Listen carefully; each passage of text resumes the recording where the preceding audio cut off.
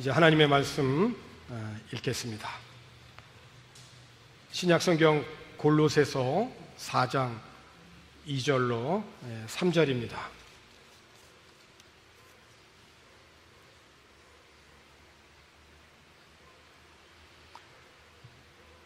기도를 계속하고 기도에 감사함으로 깨어 있으라. 또한 우리를 위하여 기도하되 하나님이 전도할 문을 우리에게 열어주사 그리스도의 비밀을 말하게 하시기를 구하라. 내가 이 일 때문에 매임을 당하였노라. 아멘. 코로나 바이러스가 전 세계적으로 유행을 하고 벌써 1년하고도 5개월이 지났습니다. 이곳 바교에도 이제 백신 접종이 시작이 되어서 지난 2주간에 걸쳐서 바교에 거주하고 있는 어린이들과 청소년들을 제외한 대부분의 한인들이 1차 백신 접종을 한 것으로 알고 있습니다.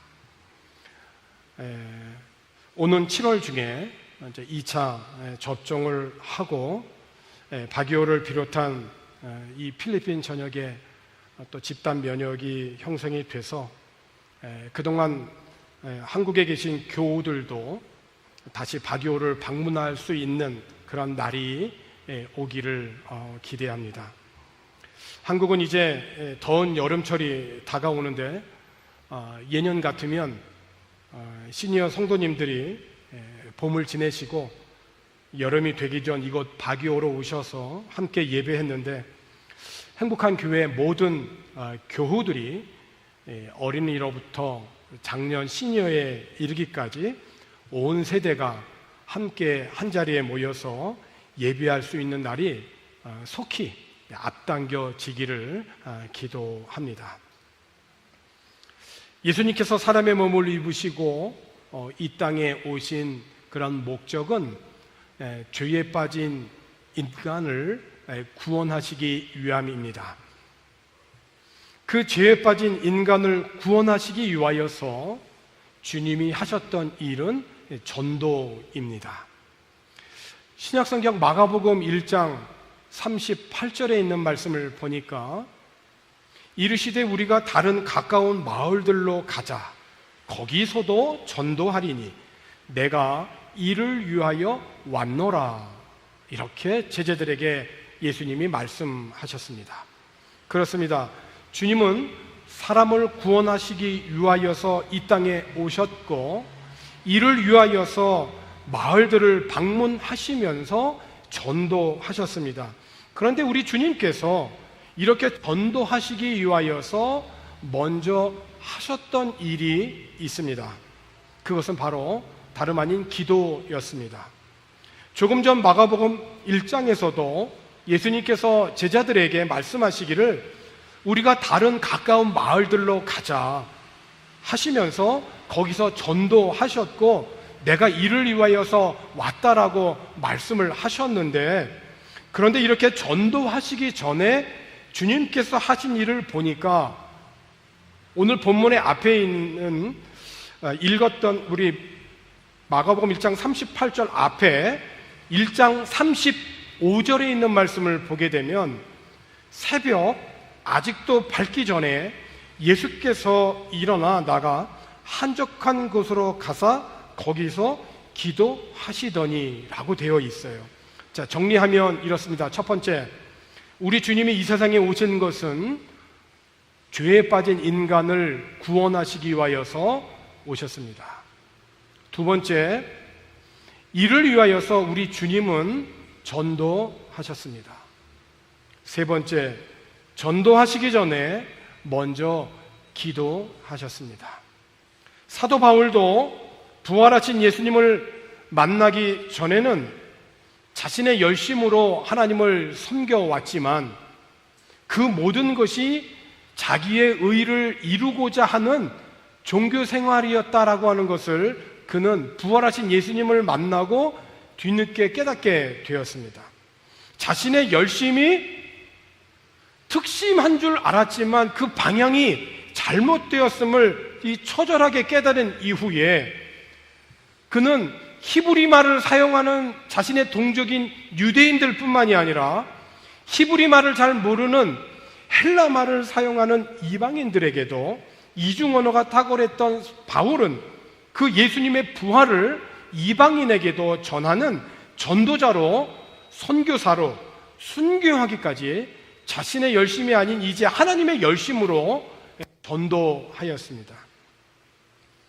그가 복음을 전하다가 로마의 감옥에 갇히게 되었을 때에 골로새 지역에 있는 그리스도인들을 위하여서 편지를 썼죠. 그 편지의 내용이 오늘 본문의 내용입니다. 전도를 위하여서 골로새 교회에 기도를 부탁한 내용입니다. 그러니까 바울이 골로새 교회에 편지를 하면서 전도할 문을 우리에게 열어주시도록 기도를 부탁하였고, 그리고 바울도 전도를 위하여서 기도를 먼저 골로새 교회 성도들에게 부탁한 것을 우리가 확인할 수가 있어요. 그러니까 먼저 전도에 앞서서 바울 역시 기도에 대한 말을 먼저 권면했던 것을 알 수 있죠. 오늘 본문 2절에 있는 말씀을 다시 한번 보면 기도를 계속하고 기도에 감사함으로 깨어 있으라는 것입니다. 기도에 대해서 두 가지로 권면을 하였죠. 첫 번째, 기도는 계속하는 것이다. 그러니까 기도는 나에게 어떠한 일이 생겼을 때에만 하는 것이 아니라는 것입니다. 기도는 어떤 필요에 의해서만 하는 것이 아니고 기도는 멈추지 말고 계속하는 것입니다. 마치 지금 우리들이 이렇게 앉아 있을 때 멈추지 않고 계속 지금 우리는 숨을 쉬고 호흡을 하고 있지 않습니까? 그것과 마찬가지로 기도를 멈추지 말라는 것입니다. 누가복음 18장에 있는 말씀을 보면 과부와 재판관에 대한 비유를 예수님이 말씀을 하셨죠. 어떤 도시에 하나님을 전혀 의식하지도 않고 사람들도 안중에 없는 그런 재판관이 있었습니다. 그런데 그 도시에 한 과부가 계속해서 그 재판관을 찾아오는 겁니다. 찾아온 이유는 무엇이냐면 내 권리가 지금 침해를 받고 있으니까 나를 좀 보호하여 달라고 이 힘없는 과부가 재판관을 찾아온 겁니다. 그런데 재판관은 이 과부를 거들떠 보지도 않습니다. 그렇지만 여기에 낙심하지 않고 과부는 계속해서 찾아오게 되니까 재판관이 속으로 생각을 한 겁니다. 야, 나는 하나님이 어떻게 생각하는지에 대해서 전혀 관심도 없고 사람들의 생각은 더 말할 것도 없는데 이 과부가 끝까지 나를 귀찮게 할 텐데 뭔가 조치를 취해서 이 과부, 이 여인이 정당한 대우를 받도록 해주는 편이 차라리 낫겠다. 그렇지 않으면 이 여자의 집요한 펀치에 의해서 내가 온몸에 시퍼렇게 멍이 들 것 같다 라고 생각을 했던 거죠. 이 비유를 예수님께서 말씀을 하시면서 이렇게 말씀하신 겁니다. 너희는 이 불의한 재판관이 하는 말을 들었느냐? 그렇다면 너희는 도움을 구하며 끊임없이 부르짖는 이 택하신 하나님의 이 백성들을 위하여서 하나님이 그들의 삶에 개입하셔서 정의를 이루어 주시리라고 왜 너희들은 생각하지 않느냐? 하나님이 자기 백성들의 권리를 지켜주시지 않겠느냐?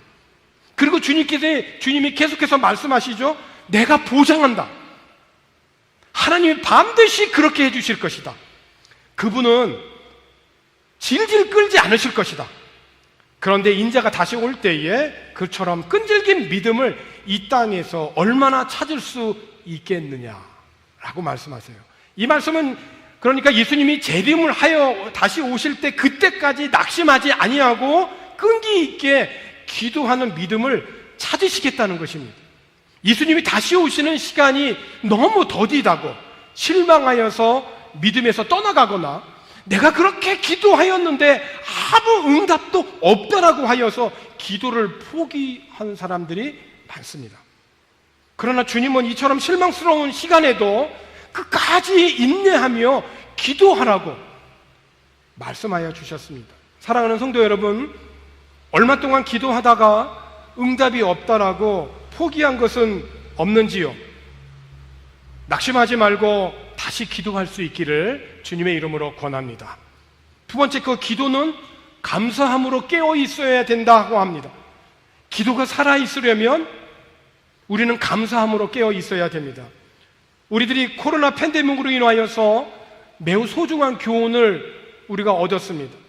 우리들의 일상이 그저 하루하루 평범한 것이 아니라 하루하루는 하나님이 허락하시는 날이고 하나님이 열어주시지 않으면 우리가 이루어갈 수 없는 그런 하루입니다. 너무나 크신 하나님의 은혜이고 사랑이고 그래서 우리가 감사하는 것입니다. 예배를 드리고 싶어도 현장에서 예배하지 못하여 1년이 넘도록 교회 성도들이 예배하지 못하고 있는 해외 한인 교회들이 아직도 많이 있습니다. 매주 예배하였던 주일이 얼마나 소중한 것인지를 알기는 하였어도 우리는 이번 코로나를 통해서 새삼 우리는 깨닫게 되었습니다. 하나님이 주신 은혜를 우리가 늘 묵상하고 그래서 우리가 감사하고 그래서 우리가 기도로 우리가 반응하는 성도들이 되기를 권합니다.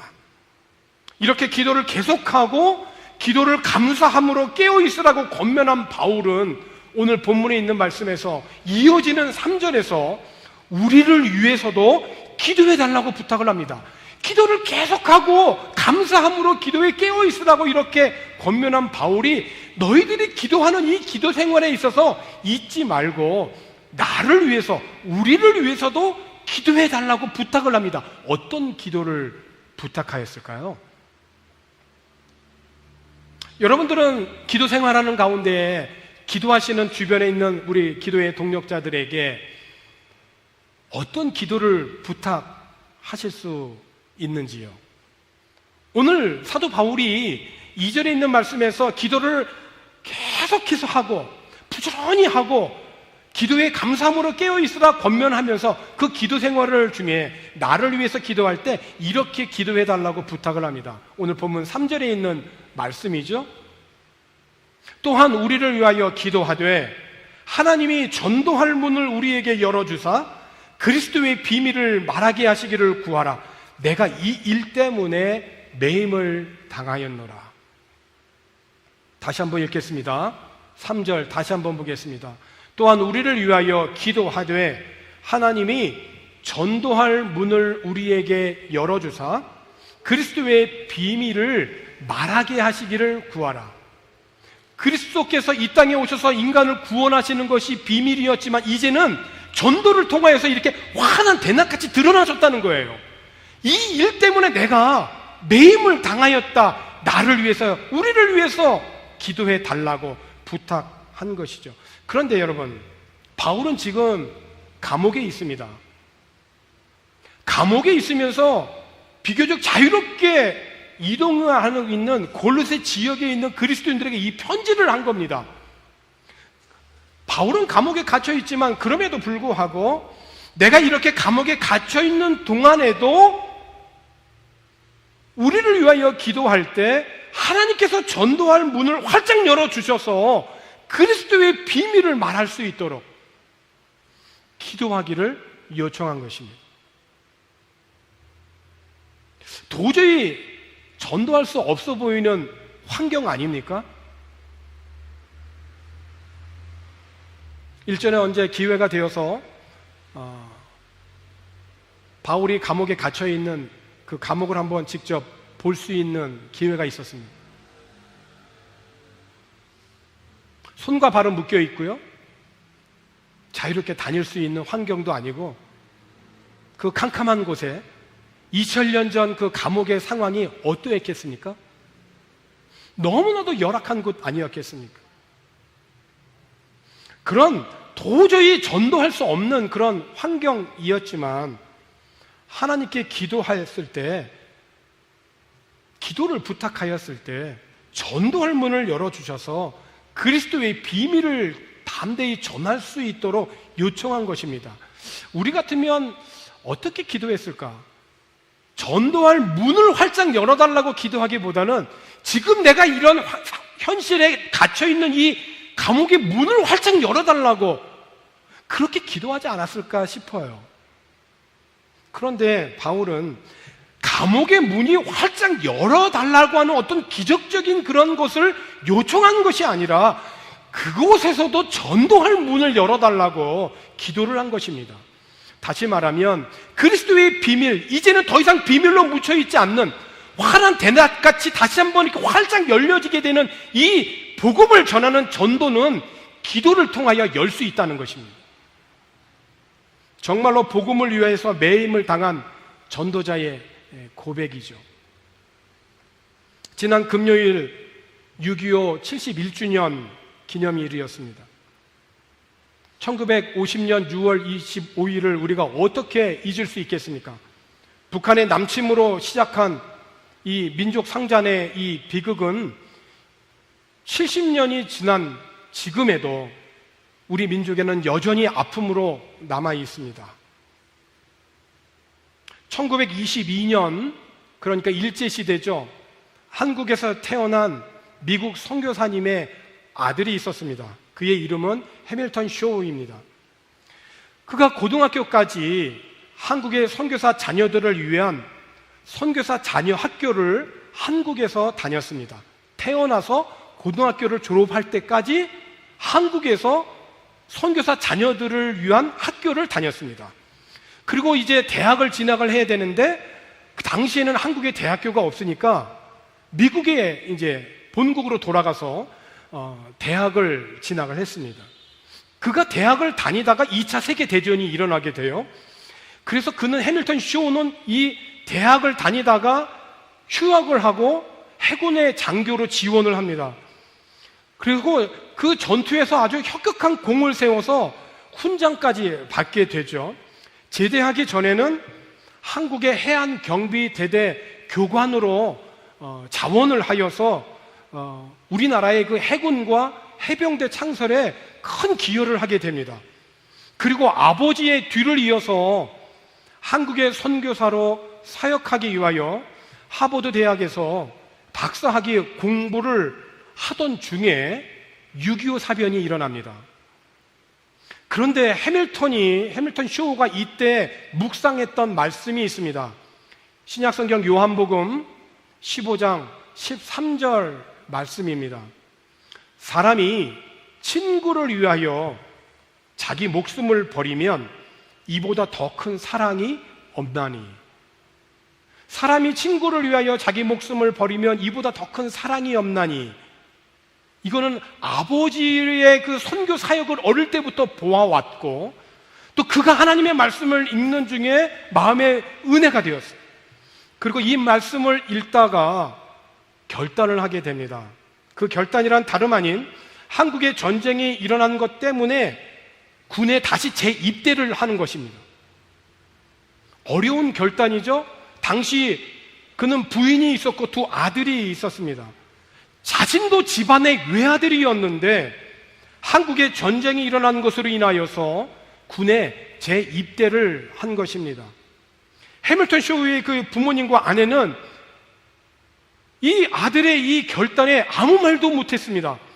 아버지, 어머니, 그리고 그의 아내도 아무 말을 못합니다. 그가 쓴 이 글 때문에 그렇습니다. 그가 고백한 글이 남겨져 있는데 내용은 이렇습니다. 저는 한국에서 태어났습니다.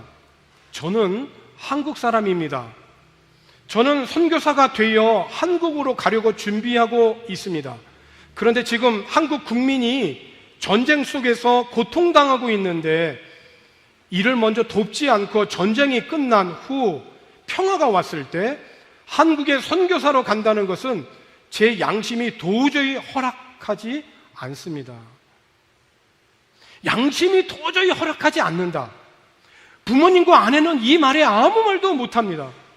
해밀턴 쇼우는 한국에서 태어났기 때문에 한국말도 잘하고 물론 영어도 잘해서 정보 장교로 자원을 하게 되고 맥어더 장군의 참모로 참전을 하게 됩니다. 그 참전이 인천 상륙 작전입니다. 1950년 8월 달에 참전을 하게 되죠. 그리고 인천 상륙 작전이 성공을 합니다. 그런데 해밀턴 쇼우는 다시 여기서 결단을 합니다. 정보 장교로서 제 임무가 끝났으니 나는 해병대에 지원하겠습니다. 실전에 참전하여서 최전선에서 싸우고 싶습니다. 이분이 정보 장교시의 상륙 작전을 하면서 썼던 편지인데 그의 그 마지막 편지가 되었습니다. 지금 우리는 어렸을 때 놀았던 곳에 가까이에 있습니다. 그러니까 선교사 자녀로서 인천 앞에서 사역을 하면서 부모님과 함께 지냈었던 그 추억이 있는 곳이죠. 호러스 언더우드 원이라는 선교사인데 그 선교사의 아들도 같이 지원을 했거든요. 저는 함대의 선원에 있으며 서로 의지하고 있습니다. 여기 이 자리에 있다는 것이 옳다는 것을 알게 되었습니다. 미국에서 전쟁이 끝나고 기다렸다면 얼마나 불안했을까? 다시 재입대하여 여기 있다는 것이 옳다는 것을 알게 되었고 주님께서 평안한 마음을 주셨습니다. 이 편지가 그의 마지막 편지입니다.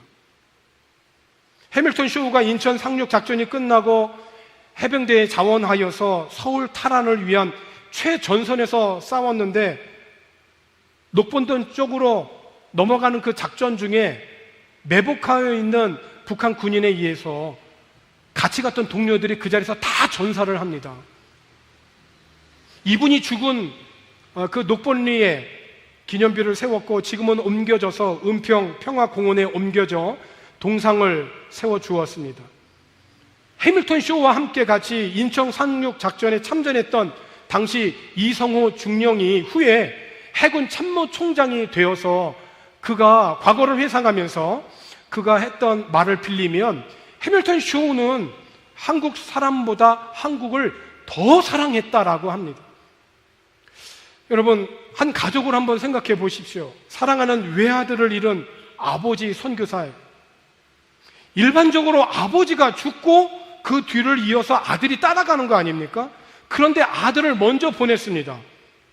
그 아들의 전사 소식을 듣고 시신을 그 서울 양화진 선교사의 묘에 묻었습니다.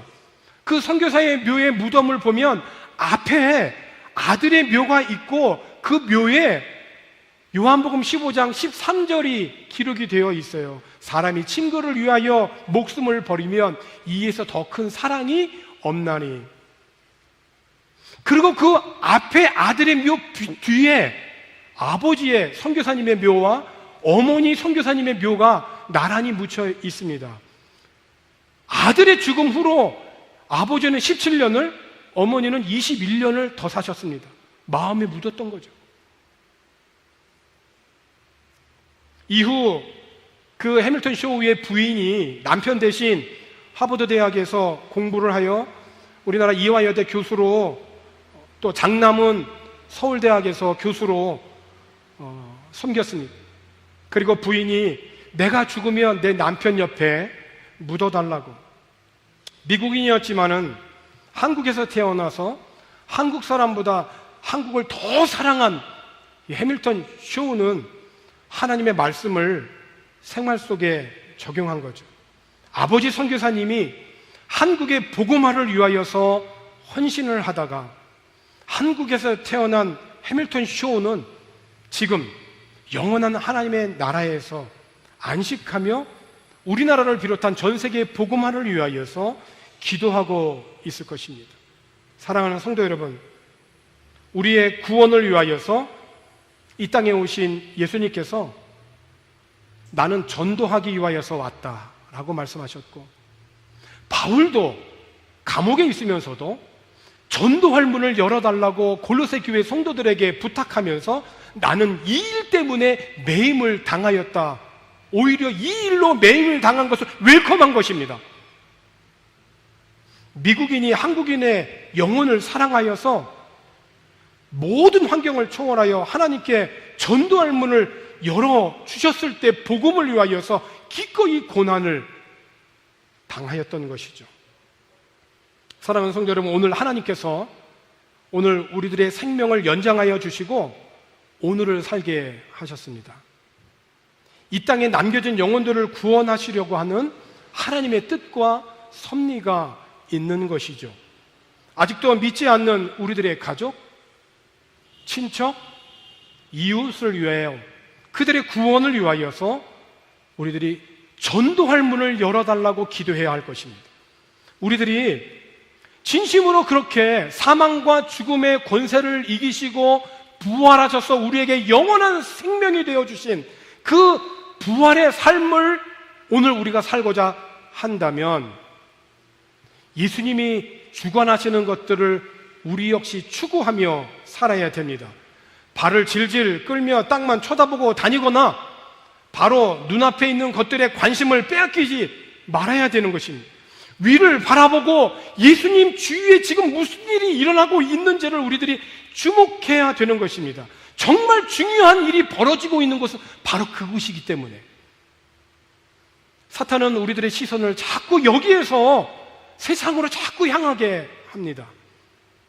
그분의 시각에서 오늘 우리들 가운데 일어나고 있는 모든 사물들을 볼 수 있는 그런 영적인 분별력이 있기를 기원합니다.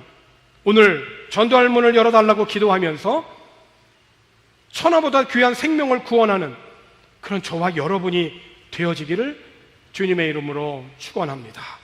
기도하겠습니다. 하나님 아버지 감사합니다. 우리에게 하나님의 뜻에 맞는 지혜로운 마음과 영을 주시기를 구합니다.